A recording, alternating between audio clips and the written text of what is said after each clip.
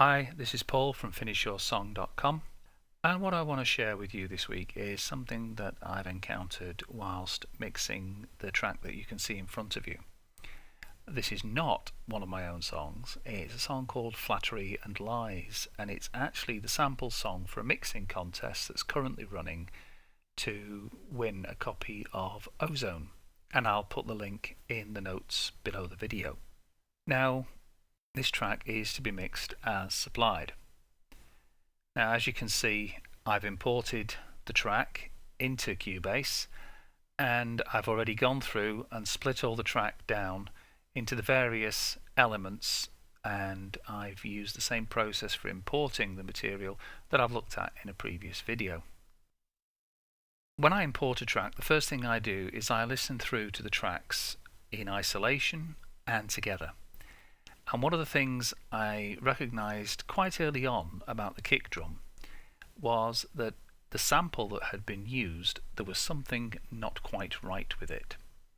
So if we just zoom up to have a look at that sample, there's the kick. I've actually got a copy of the kick as the track that I'm working on. So I'll just solo that, and then we can go in and have a listen and you can hear, and then I'll tell you what was bugging me about it.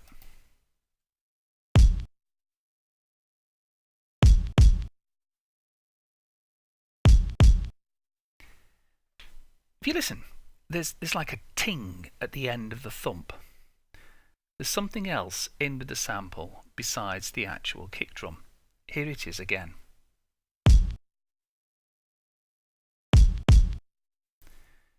Now, I didn't like that. The kick drum itself is quite lively, and in the context of the rest of the song, and I'll play you some of the rest of the song in a moment, it didn't fit. It's got a nice light feel to it, and then you've got this heavy electronic kick.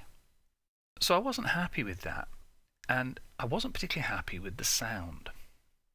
So if I just loop the kick, we just loop it, so we get that.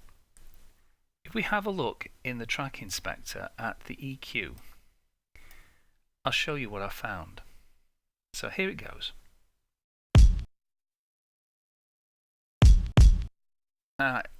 What I found was if you boost it at 5K,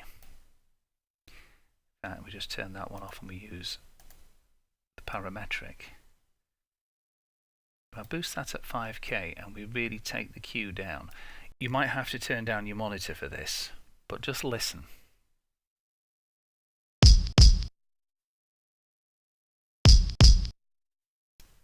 There's a tambourine in the sample. It's been EQ'd out, but if you look at the sample itself, if we just open it up in the audio, you can see it's being compressed heavily itself. That kick sample has been compressed, and the compression has left the residue of the tambourine that they've tried to EQ out. At least I think that's what's going on. So if we have a listen to it again, you can now see, if we just open the editor again, you can now see where the tambourine is. So what I did to get rid of that is, if I come into here now and have a look at the actual kick that I'm going to use in the mix, what I did was I put the Cubase Studio EQ, any EQ will do, but I'm using Cubase's own built-in EQ, and I put that at the very start of the signal chain.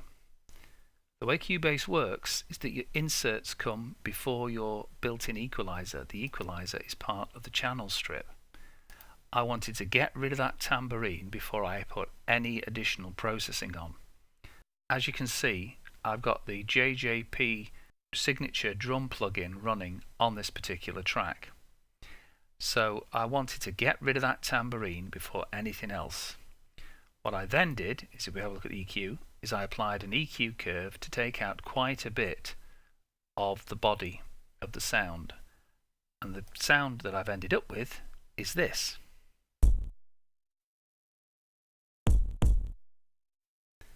Now, it's not as immediate a kick drum sound, but in the context of the mix, that's what I'm happy with at the moment. I might revisit that, but certainly it's got rid of the tambourine. So there you are. You just have to be careful with samples, because sometimes there are vestiges of the original recording hidden in the sample you get, and particularly if the sample's been heavily processed, that sound may be lurking as an irritating little click that you can hear, and sometimes you just have to go find and take out. Okay, so I hope that's been useful, and until next time, you take care of yourselves.